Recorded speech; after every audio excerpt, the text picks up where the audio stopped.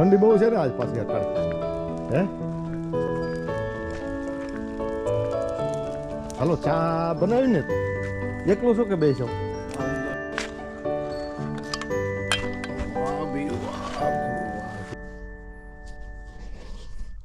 આ કેળુમાં છે ને મિત્રો કોઈને કેળું વાવ્યું હોય ને તો ખાસ ધ્યાન રાખજો મેં ભૂલ કરી છે એવી કોઈ ભૂલ બગીચામાં કરતા નહીં મેં શું ભૂલ કરી છે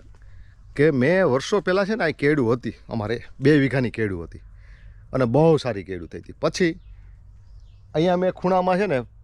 થોડી કેળું વાવી હતી બગીચામાં જો ઝાડવામાં એની અંદર છે ને 500 કેળાના લૂમખા થયા 3 જણાથી લૂમ ઉપડે એવી રીતે એટલે મને મગજમાં આવી ગયું કે બગીચામાં કેળું થાય છે એટલે મેં આખા બગીચામાં વાવી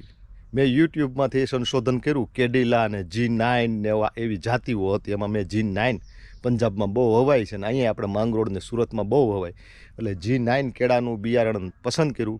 બરોડા ડેપોમાંથી મેં મંગાવ્યું એટલે અહીંયા આવ્યું એની ગાડી આવી 2000 રોપા મેં લીધા 15 રૂપિયાનો એક રોપો હતો હવે થયું શું આ એટલું બધું થયું ને આમાં હું નિષ્ફળ ગયો એમ કહું તો હાલે જ પછી મને સમજાણું અહીંયા વૃક્ષ મંદિર છે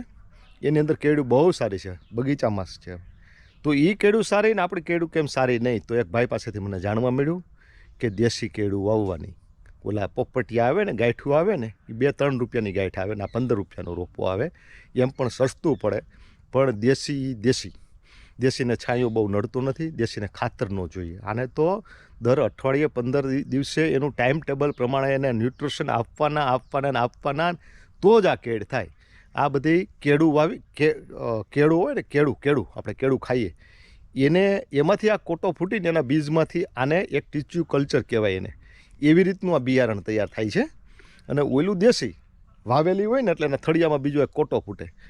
ત્રીજો ફૂટે ચોથો ફૂટે એ કોટા હોય ને એ કાઢીને અને એ વાવીએ એ દેશી પદ્ધતિ જંગલની પદ્ધતિ જંગલમાં જ આ કેળ જંગલમાં જ થતી એટલે મિત્રો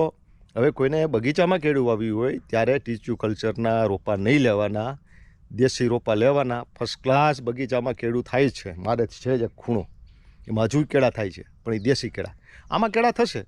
પણ આને તડકોય જોઈએ પૂરેપૂરો ઓથ ન ચાલે અને ન્યુટ્રિશન પૂરેપૂરા જોઈએ ખાતર જોઈએ એમાં રાસાયણિક ખાતર નાખવું પડે આને એટલે આજે આપણે વિલાયતી જે પદ્ધતિ કહીએ ને અથવા તો જો સંક્રમણ કરેલી જાતિ છે ને એ એમાં સક્સેસ નથી આ પેલી જર્સી ગાય જેવું છે સમજાણું આમાં છે ક્યાંક બહુ સારી છે કેળું આ રીતની પણ આમાં પણ જુઓ આગળ મને અમારા ખબર પડી કે આ ડાઘ વગરનો એટલે આ જાતિ બીજી છે આ કેડીલા હોય કે બીજી હોય આ જાતના કેળું છે ને એ બધી થઈ છે જો આમાં બધી છે પછી આમાં જે કેડીલા આવે છે ને ઓલા કેડીલા નહીં પણ આ જે G9 આ ડાઘવાળા આ એનું જીનેટિક છે જો એ નથી એ એટલા બધા મોટા નથી આ G9 છે જુઓ તમે અને આ છે ને આ બધા આ કોઈ બીજું રૂપ છે એમનું બીજું જાતિ છે આ પછી G9 છે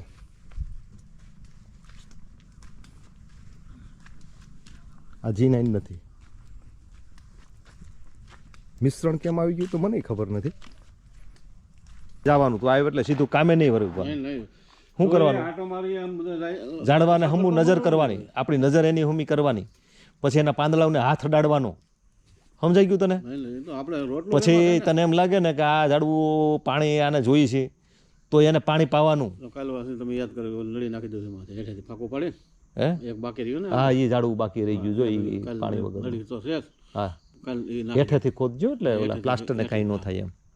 અને ખેતરમાં હંમેશા તને હું કહું છું ખેતર આ છે ને હું અહીંયા કામ કરું છું એવું તારે નહીં માનવાનું આ ખેતર મારું જ છે એમ માનવાનું મન મોટું રાખીને મોટું રાખે અને હું તને ક્યારે એવું તને પારકો ગણું નહીં સમજાણું કે આ ખોડો છે અને એમ નહીં આને પ્રેમ કરવાનો વૃક્ષ વનસ્પતિ રોટલો શેમાં છે બસ એ રીતે ક્યાંય રહેતો હોય તો આપણે રધી ભેગા થાય નહીં ને રધી ભેગા નું થાય ઉત્તરમાં ગમે ત્યાં મારા ઘરના નીંદતા હોય ને મારા ઘરનાનું નીંદવાનું કામ સાંભળું થઈ જાય ને પછી હું 10 દાડિયા 15 દાડિયા બે મૂકી દઉં બરાબર વાત પૂરી થાય પછી એની રીતે પછી દાદડી લઈને આટા માર્યા બસ એમ જ હાલો હું હવે નીકળું નીકળ